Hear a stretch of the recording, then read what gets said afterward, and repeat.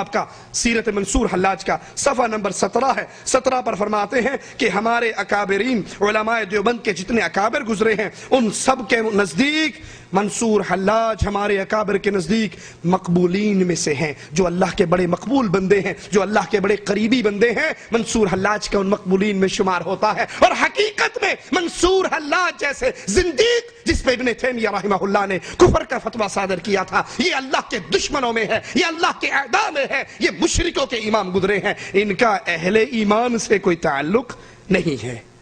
اللہ عز و جل جیسے اپنی ذات میں یکتا ہے، اپنی صفات میں بھی یکتا ہے، غیر اللہ میں اللہ کی صفات نہیں آ سکتی. لیس کمثلہ شیء، اس کی تو کوئی مثال ہی نہیں ہے.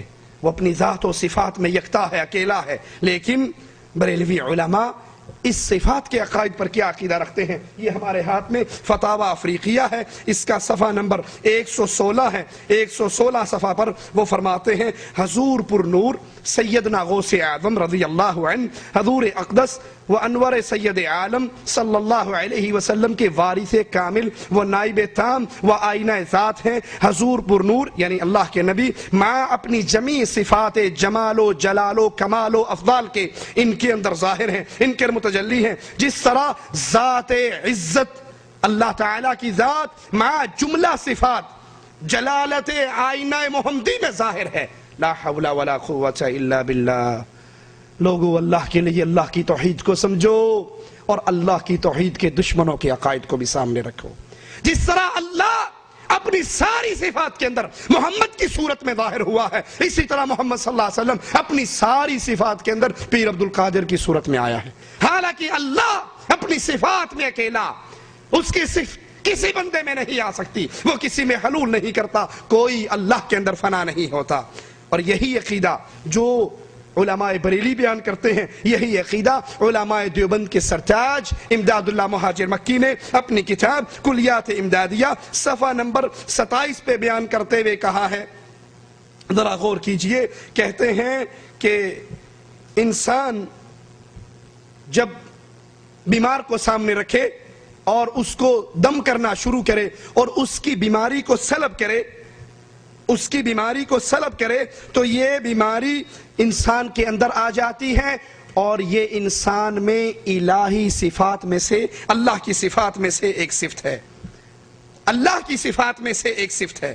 اور صفحہ نمبر 54 پہ بھی یہی عقیدہ بیان کرتے ہیں کہ اللہ کی صفات انسان کے اندر آ جاتی ہے. بندہ بلکہ توحید صفاتی کا پورا مراقبہ بیان کرتے ہیں کہ اگر یہ مراقبہ کیا جائے تو پھر اللہ کی صفات انسان کی صفات کے اندر، انسان کے جسم کے اندر داخل ہو جاتی ہیں.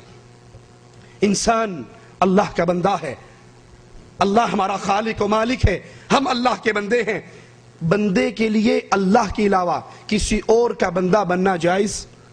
اللہ نے اس کو پیدا کیا نا. اسی لیے رسول اللہ صلی اللہ علیہ وسلم نے فرمایا دو نام اللہ کو بڑے پسند ہے، عبداللہ اور عبد الرحمن، اللہ کا بندہ اور رحمان کا بندہ. لیکن ان علماء کے نزدیک اللہ کے ساتھ ساتھ رسول اللہ صلی اللہ علیہ وسلم کا بندہ بننا بھی جائز ہے بریلوی عقیدے میں. بلکہ خود احمد رضا خان نے اپنا نام عبد المصطفیٰ رکھا، اپنا نام. اور جو میں نے آپ کے سامنے دیوان محمدی کا حوالہ دیا، اس میں مختار اپنا نام رکھ رہا ہے محمد یار فریدی عبد النبی.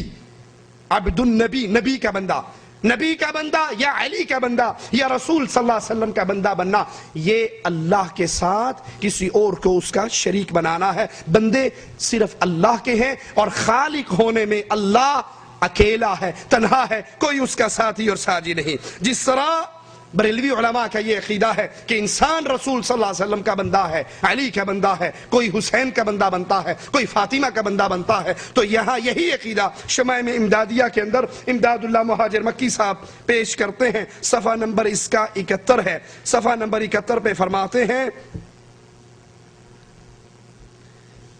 اللہ کے نبی چونکہ واصل بحق ہیں تو اس لیے عباد اللہ کو عباد الرسول بھی کہا جا سکتا ہے. اللہ کے نبی واصل بحق ہیں، اللہ میں واصل ہو چکے ہیں، لہذا اللہ کے بندوں کو رسول کا بندہ بھی کہا جا سکتا ہے. لا حول ولا قوت الا باللہ. اور قرآن حکیم کیا فرماتا ہے؟ ما كان لبشر ان يؤتيه الله الكتاب والحكم والنبوة ثم يقول للناس كونوا عبادا لي من دون الله ولكن كونوا ربانيين. مالک عز و جل فرماتا ہے کسی کے لیے جائز نہیں، کسی بشر کے لیے اللہ اسے نبوت دے، اللہ اسے کتاب دے، اللہ اسے حکمت دے تو وہ لوگوں سے کہے اے لوگو اللہ کی بجائے میرے بندے بنو، کیونکہ بندے عبدیت میں خالص اللہ کے بندے ہیں، اس کے اندر کوئی اور شریک نہیں ہو سکتا. اسی طرح مدد کرنے والا اللہ ہے، مشکلوں میں، مصیبتوں میں، بدر کے میدان میں رسول اللہ صلی اللہ علیہ وسلم اور آپ کے سارے اصحاب کی مدد اللہ نے کی. قرآن اعلان کرتا ہے وَمَن نَّصْرُ إِلَّا مِنْ عِنْدِ اللَّهِ. اللہ کے علاوہ کوئی مدد نہیں کر سکتا، باقی سب محتاج، باقی سب سوالی، اور مدد کرنے پر قادر صرف اللہ عز و جل ہے. لیکن تذکرہ غوثیہ کے اندر غوث علی شاہ قلندر قادری بزرگوں کو مدد کرنے کا اختیار کیسے دیتے ہیں؟ صفحہ 324 ہے، 324 صفحہ پر وہ بزرگوں کو یہ الہی صف دیتے ہوئے کہتے ہیں کہ ہمارے بزرگ، ہمارے پیر، ہمارے مشائخ یہ سب مدد کر سکتے ہیں. کیسے؟ کسی نے سوال کیا اولیاء اللہ میں سے کچھ مرنے کے بعد ان سے کچھ فیض ہوتا بھی ہے یا نہیں، یا مرنے کے بعد ان کی دنیا سے ان کی رشتہ داری ختم ہو جاتی ہے، ان کا تعلق ختم ہو جاتا ہے، یہ کچھ نہیں پہچانتے. اب کہتے ہیں کہ نہیں، یہ اولیاء مرنے کے بعد بھی مدد کرتے ہیں، قبروں کے اندر سے بھی مدد کرتے ہیں. دلیل، اے کاش یہ دلیل قرآن کی کوئی آیت سناتے تو ہم بھی مان لیتے، رسول کی کوئی حدیث سناتے تو ہم بھی مان لیتے. دلیل کیا دے رہے ہیں سنیے. کہتے ہیں مجھے ایک نقل یاد آئی. ان کے پاس نقل ہے، عقل نہیں ہے. ایک فاحشہ تھی دکن میں، حیدرآباد دکن والو سنیے، دکن میں ایک فاحشہ عورت مر گئی، جنگل میں دفن کی گئی. اس جانب جو شخص تنہا جاتا وہ چہلاوا بن کر باہر نکلتی، اس آدمی کو پکڑتی اور اس کے ساتھ بدکاری کرواتی اور اپنی خواہش پوری کرتی. تعجب ہے ایک فاحشہ اپنے فاحش کام میں ایسی کامل ہو اور اولیاء اللہ سے کچھ بھی فیض نہ ہو. یہ دلیل ہے اولیاء سے مدد کی.